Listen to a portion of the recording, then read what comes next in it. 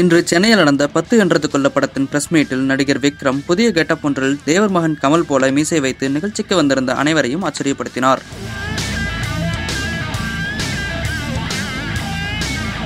இந்த கெட்டப் விஜய் மல்டன் இயக்கியிருக்கும் 10 என்றது கொள்ள படத்தில் இல்லை என்பது எல்லோருக்கும் தெரிந்திருக்கும். இது விக்ரமின் அடுத்த படத்திற்கான லுக் என்பது தற்போது தெரிய வந்துள்ளது. அரிமா நம்பி பட இயக்குனர் ஆனந்த் சங்கர் இயக்கும் படத்தில் அடுத்து நடிக்க இருக்கிறார் விக்ரம்.